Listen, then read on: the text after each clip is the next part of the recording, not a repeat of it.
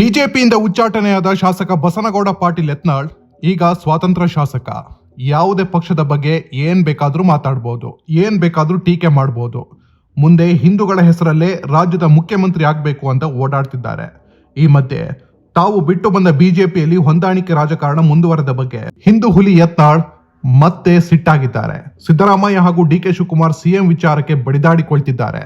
ಸರ್ಕಾರದಲ್ಲಿ ಅಬಕಾರಿ ಭ್ರಷ್ಟಾಚಾರ ಸೇರಿ ಅನೇಕ ಹಗರಣಗಳು ನಡೆದಿದೆ. ಆದರೆ ಬಿಜೆಪಿಯವರು ಮಾತ್ರ ಸೈಲೆಂಟ್ ಆಗಿದ್ದಾರೆ.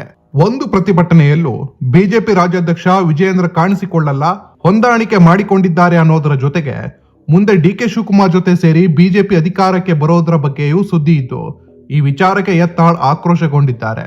ಒಂದು ವೇಳೆ ಹಾಗೇನಾದ್ರೂ ಆದ್ರೆ ಬಿಜೆಪಿ ಸಾವನ್ನಪ್ಪಿದ್ದಂತೆ ಅಂತ ಎರಡೂ ಪಕ್ಷಗಳಿಗೂ ಫುಲ್ ಕ್ಲಾಸ್ ತೆಗೆದುಕೊಂಡಿದ್ದಾರೆ. ಅವಾಗ ನಮ್ಗೆ ನಾನು ಕೊನೆ ದಿವಸ ಭಾಷಣ ಮಾಡಿ ವಾಪಸ್ ಬರೋ ಮುಂದೆ ಕೆಲವೊಂದು ಕಾಂಗ್ರೆಸ್ ಮಿತ್ರರು ಸಿಕ್ಕಿದ್ರು. ನಾಳೆಯಿಂದ ಮತ್ತೆ ಪ್ರಾರಂಭ ನಮ್ಮ ಯುದ್ಧ ಅಂತೇಳಿ ಆ ರೀತಿ ಯುದ್ಧ ಪ್ರಾರಂಭ ಆಗಿದೆ. ಏನು ಮಾಡ್ತಾರೆ ಏನಾಗ್ತದೆ ನೋಡ್ಬೇಕು ಅಷ್ಟೇ. ನಮಗೆ ಭಾಳ ಚಿಂತೆ ಇರೋದೇನೆಂದ್ರೆ ಇವ್ರ ಜಗಳದಿಂದ ಕರ್ನಾಟಕ ಅಭಿವೃದ್ಧಿ ಸಂಪೂರ್ಣ ಸ್ಥಗಿತ ಆಗಿದೆ. ಯಾವ ಇಲಾಖೆಯಲ್ಲೂ ಸಹ ಇವತ್ತು ನೇಮಕಾತಿ ಆಗ್ತಾಯಿಲ್ಲ. ಮೊದಲೇದ ಇವತ್ತು ನಿರುದ್ಯೋಗ ಯುವಕರಿಗೆ ನೇಮಕಾತಿ ಪ್ರಕ್ರಿಯೆನೇ ಪ್ರಾರಂಭ ಆಗ್ತಾಯಿಲ್ಲ. ಅದ್ರ ಜೊತೆಗೆ ಅಭಿವೃದ್ಧಿ ಆಗ್ತಾಯಿಲ್ಲ. ದಿನಾನು ಇವ್ರ ಜಗಳನೇ ಕೇಳೋದು, ಅವರೊಂದು ಸ್ಟೇಟ್ಮೆಂಟ್ ಕೊಡೋದು, ಇವರೊಂದು ಸ್ಟೇಟ್ಮೆಂಟ್ ಕೊಡೋದು. ಮೊನ್ನೆ ನಾವು ವಿಧಾನಸಭೆಯಲ್ಲಿ ಸಿದ್ದರಾಮಯ್ಯನವ್ರಿಗೆ ಹೇಳಿದ್ದೀನಿ, ನೀವು ಇನ್ನು ಎಷ್ಟು ದಿವಸ ಮುಖ್ಯಮಂತ್ರಿ ಇರ್ತೀರಿ ಗೊತ್ತಿಲ್ಲ, ಒಳ್ಳೆಯದು ಮಾಡುವಂಥ ಕೆಲಸ ಮಾಡಿರಿ. ಈ ಜಗಳಿನಿಂದ ನಮ್ಮ ಅಭಿವೃದ್ಧಿ ನಿಂತದ. ನೀರಾವರಿ, ಕೃಷ್ಣಾ ನೀರಾವರಿಗೆ ಸರಿಯಾದ ಹಣ ಸಿಕ್ಕಿಲ್ಲ. ಗುತ್ತಿಗೆದಾರರ ಬಾಕಿ ಸುಮಾರು 30,000 ಕೋಟಿ, 38,000 ಕೋಟಿ ಬಾಕಿ ಇದೆ. ಬರೀ ಆ ಹಿಂದೆ ಸರ್ಕಾರ ಇತ್ತು, ಈ ಸರ್ಕಾರ ಇತ್ತಂದ್ರೆ ಕೊನೆಗೆ ಆ ಜಗಳದಾಗ ಬಡವಾಗೋದು ಜನ. ಅದಕ್ಕೆ ನಿಮ್ಮ ಜಗಳ ಜಲ್ದಿ ಬೇಗ ಮುಗಿಸೋರಿ. ಏನು ನಿರ್ಣಯ ಮಾಡಿರಿ, ಮಾಡೋದಾಗಲಿಕ್ಕಂದ್ರೆ ಕರ್ನಾಟಕ ವಿಧಾನಸಭೆ ವಿಸರ್ಜನೆ ಮಾಡಿರಿ. ಹೊಸದಾಗಿ ಜನಾದೇಶ ಪಡೀರಿ.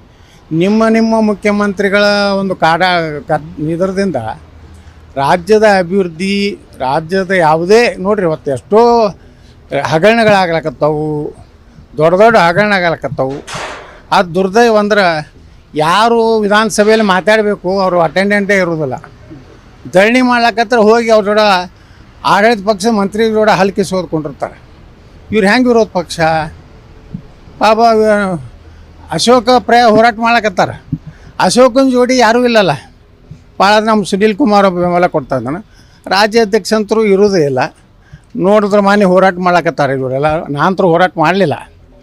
ನಾ ಮಾತಾಡಬೇಕಾಗಿತ್ತು. ಈ ನರೇಗಾ ಇದ್ರ ಬಗ್ಗೆ ಜನರಿಗೆ ಗುರ್ತಾಗಬೇಕು. ಮೋದಿಯವರು ಏನು ಬದಲಾವಣೆ ಮಾಡಿದ್ರು, ಇದರಿಂದ ಏನು ಲಾಭ ಆಗ್ತದೆ ಅದನ್ನೂ ಹೇಳಬೇಕಲ್ಲ.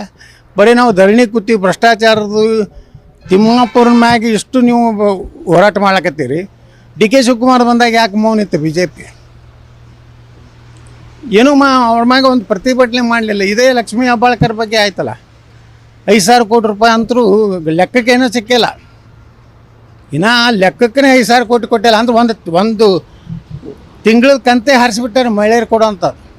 ಅದಕ್ಕೆ ಏನು ಮಾಡಿದ್ರು ಭಾಳ ಖಂಡಿಸಿದ್ರು, ಸಭಾತ್ಯಾಗ ಮಾಡೋದು. ಆದರೆ ತಿಮ್ಮಾಪುರದ ಬಂದಾಗ ಇದು ಏನಂದ್ರೆ ನಿಮ್ದು ಏನೇನು ರಾಜಕೀಯ ಐತಿ, ನಿಮ್ಮ ಒಳಗೆ ಒಪ್ಪಂದ ಏನದವು ಏನಂದ್ರೆ ಡಿ ಕೆ ಶಿವಕುಮಾರ್ ಬಂದ್ರೆ ನಾವು ಹೋರಾಟ ಮಾಡೋದಿಲ್ಲ, ಲಕ್ಷ್ಮೀ ಹೆಬ್ಬಾಳ್ಕರ್ದು ಬಂದ್ರೆ ಹೋರಾಟ ಮಾಡೋದಿಲ್ಲ, ತಿಮ್ಮಾಪುರದ ಬಂದ ಕೂಡ ನಾವು ಹೋರಾಟ ಮಾಡ್ತೀವಿ, ರಾಜ್ಯಾದ್ಯಂತ ಅಡ್ಡಾಡ್ತೀವಿ. ಇವರೇನೇನೋ ಒಳಗೆ ನಡೆಸ್ಯಾರ ಬಿ ಜೆ ಪಿಯವ್ರ ಜೋಡ ಕೂಡಿ ಹೊಂದಾಣಿಕೆ ಮಾಡ್ಕೋಬೇಕಂತಾರೆ. ಯಾರು ಅಲ್ಲೇ ಕಾಂಗ್ರೆಸ್ನವ್ರೆ ದಿಲ್ಲಿಗೆ ಅದು ಹೋಗಿ ಯಾರ್ಯಾರಿಗೂ ಭೇಟಿಯಾಗಿ ಬಂದಾರೆ. ಇವ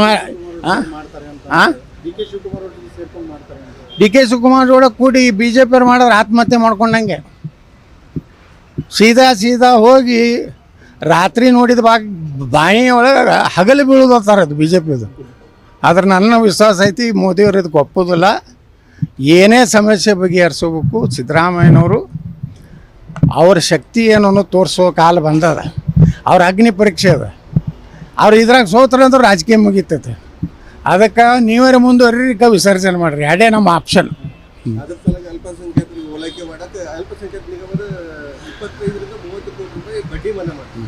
ಅದೇನೋ ಹೇಳಕತ್ತೀನಲ್ರಿ, ಎಲ್ಲಾರ್ದು ಮಾಡಿರಿ. SC ST ಕಾರ್ಪೊರೇಷನ್ ಮಾಡಿರಿ, ಹಿಂದುಳಿದ ವರ್ಗದ ಇವು ಏನದಾವಲ್ಲ ಅವರು ಮಾಡಿರಿ. ಬಡವ್ರು ಅಂದ್ರೆ ಬಡವರೇ. ಅದ್ರಾಗ ಏನು ಜಾತಿ ಐತಿ? ಅವ್ರ ಜಾತಿಯವ್ರಿಗಿಲ್ಲ, ಸಿದ್ದರಾಮ ಜನಾಂಗದ ಅವ್ರಿಗೂ ಮನ್ನಾ ಮಾಡಿರಿ. SC ಅವ್ರು ಏನು ಪಾಪ ಮಾಡ್ಯಾರ? ಅವ್ರು ನಿಮ್ಮ ನಂಬ್ಯಾರಲ್ಲ, ಅವ್ರನ್ನೂ ಮಾಡಿರಿ. ನೀವು ಒಂದು ವರ್ಗನ ಹಿಡ್ಕೊಂಡು ಹೋಗ್ಬೇಡ್ರಿ. ನೀವು ಜಾತ್ಯತೀತನದ ಎಲ್ಲ ವರ್ಗನೂ ಹಿಡ್ಕೊಂಡು ಹೋಗ್ರಿ. ಅಂದರೆ ನೀವು ದಲಿತರು ರೊಕ್ಕನೂ ತಿಂದ್ರಿ, ಅದನ್ನು ಹೋಯ್ದು ಗ್ಯಾರಂಟಿ ಒಳಗೆ ಹಾಕಿದ್ರಿ, ಅವ್ರಿಗೆ ಸಿಗೋ ಸೌಲಭ್ಯನೂ ಸಿಗಲಿಲ್ಲ. ಅವು ಮತ್ತು ಭ್ರಷ್ಟಾಚಾರ ಮಾಡ್ಲಕತ್ತೀರಿ. ಅಂದಾಗ ನೀವು ಹೆಂಗೆ ಎಲ್ಲ ಜನಾಂಗದ ನಾಯಕರು ಆಗ್ತೀರಿ? ಅದು ಯಾವುದೋ ಪಾದಯಾತ್ರೆ ಮಾಡಿದ್ರು ಮೈಸೂರಕ್ಕೆ, ವಾಲ್ಮೀಕಿ ಹಗರಣ 184 ಕೋಟಿಯಲ್ಲಿ ಮುಖ್ಯಮಂತ್ರಿಗಳೇ ವಿಧಾನಸಭೆಯಲ್ಲಿ ನನ್ನ ಪ್ರಶ್ನೆಗೆ ಉತ್ತರ ಒಪ್ಕೊಂಡ್ರು. ಯತ್ನಾಳ್ರಿ 184 ಕೋಟಿ ಆಗಿಲ್ಲ, 84 ಕೋಟಿ ಆಗಿ. ಅದಕ್ಕೆ ನಾ ಹೇಳಿದೆ, ಇಷ್ಟು ತಿಂದರು ಅಷ್ಟೇ, ಅಷ್ಟು ತಿಂದರು ಅಷ್ಟೇ ಮುಖ್ಯಮಂತ್ರಿಗಳು. ನೀವು ಬಡವ್ರು ರೊಕ್ಕ ತಿಲ್ಲಕತ್ತೀರಿ, ದಲಿತರು ರೊಕ್ಕ ತಿಲ್ಲ. SC-PD-HP ಬಗ್ಗೆ ಮಾತಾಡೋದಿಲ್ಲ. ಸುಮಾರು 30,000 ಕೋಟಿ ರೂಪಾಯಿ ಇವತ್ತು ಡೈವರ್ಟ್ ಮಾಡ್ಕೊಂಡಾರೆ. ಈಗ ನಾವು ಒಂದು ಮನೆ ವಿಧಾನಸಭೆಯಲ್ಲಿ ಹೇಳಿದೆ, ಮತ್ತು ನೀವು SC-ST ಕಾಳಜಿ ಮಾಡ್ತೀನಿ ಅಂತೀರಿ, ಅವ್ರದ್ದು ರೊಕ್ಕ ತಿತ್ತೀರಿ.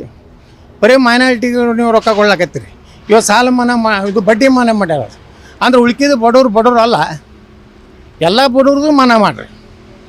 ಆ ಸಾಲ ತೊಗೊಂಡವ ಅವ ಬಡವ ಇದ್ದಂದ್ರೆ ಅವ ಯಾವುದೇ ಜಾತಿಗೆ ಸೇರಿದ್ರೂ ಸಹಿತ ಅವ ಬಡವನೇ. ಅವ್ರಿಗೆಲ್ಲರಿಗೂ ಸಮಾನವಾಗಿ ನೀವು ಜಾತ್ಯತೀತನ ಸಮಾನವಾಗಿ ನೋಡ್ಕೊರಿ. ಒಂದೇ ವರ್ಗಕ್ಕೆ ಮನ್ನಾ ಮಾಡೋದು, ಅದೇ SC-ST ರೊಕ್ಕ ತಿನ್ನೋದು, ಇನ್ನೊಂದು ಹಿಂದುಳಿದ ವರ್ಗದವ್ರದ್ದು ಸಾಲ ಮನ್ನಾ ಮಾಡೋದಲ್ಲ. ಈ ಎಲ್ಲ ದ್ವಂದ್ವ ನೀತಿ ಅನ್ನೋದ ಈ ಸರ್ಕಾರದ್ದು ಜನ ಬೇಸರಾಗೈತಿ. ಅದಕ್ಕೆ ನಾ ಇಷ್ಟೇ ಹೇಳ್ತೀನಿ, ನಿಮ್ಗೆ ವಿಫಲರಾಗಿರಿ. ಸಿದ್ದರಾಮಯ್ಯನವ್ರು ಈ ಟರ್ಮ್ ವಿಫಲರಾಗ್ಯಾರ. ಮೊದಲಿನ ಸಿದ್ದರಾಮಯ್ಯ ಇಲ್ಲ ಅಂತ ನಾ ಹೇಳೋದಿಲ್ಲ, ಕಾಂಗ್ರೆಸ್ನವ್ರು ಹೇಳಕತ್ತಾರೆ. ಆ ಸಿದ್ದರಾಮಯ್ಯನವರ ಒಂದು ಏನು ಇದು ಇತ್ತು, ಈಗ ಉಳಿದಲ್ಲ. ಯಾಕಂದ್ರೆ ದಿನ DK ಶಿವಕುಮಾರ್ ಕಿರಿಕಿರಿ, ದಿನ ಮೆಂಟಲಿ ಟಾರ್ಚರ್. ಹಾಂ, ಇವತ್ತು ನೋಡಿರಿ ಗುತ್ತಿಗೆದಾರ ಪಾಪ ಅವ್ರು 5 ರೂಪಾಯಿ 10 ರೂಪಾಯಿ ಬಡ್ಡಿ ಅಂತಂದು. ಅದೇ ಹೇಳಿದೆ, ನೀವು ಏನಾರು ಮಾಡಿರಿ, ಆ ಗುತ್ತಿಗೆದಾರ ರೊಕ್ಕ ಕೊಟ್ರೆ, ಅವ್ರು ಕೊಟ್ಟರೆ ಡೆವಲಪ್ಮೆಂಟ್ ಆಗ್ತದೆ ಕರ್ನಾಟಕ. ಈ ಗುತ್ತಿಗೆದಾರ ರೊಕ್ಕನೇ ಕೊಡಲಿಲ್ಲ ಅಂದ್ರೆ ಅವ್ರು ಹೆಂಗೆ ರೋಡ್ ಮಾಡ್ತಾರೆ, ಹೆಂಗೆ ಕೆನಾಲ್ ಮಾಡ್ತಾರೆ. ಅದಕ್ಕೆ ಇಷ್ಟೇ ಇವ್ರ ಮುಂದೆ ಇರೋದು. ಸರಿಯಾಗಿ ಮಾಡೋದಿದ್ರೆ ಸಿದ್ದರಾಮಯ್ಯನವ್ರು ಮುಂದುವರೀಲಿ, ಇಲ್ಲಂದ್ರೆ ವಿಸರ್ಜನೆ ಮಾಡಲಿ.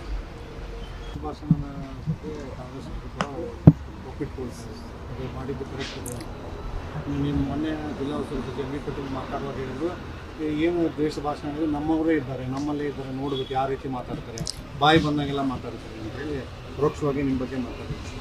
ನಾ ಅಪರೋಕ್ಷ ಮಾತಾಡಿದಕ್ಕೆ ಉತ್ತರ ಕೊಡ್ಕೊತ ಹೋಗೋದಿಲ್ಲ.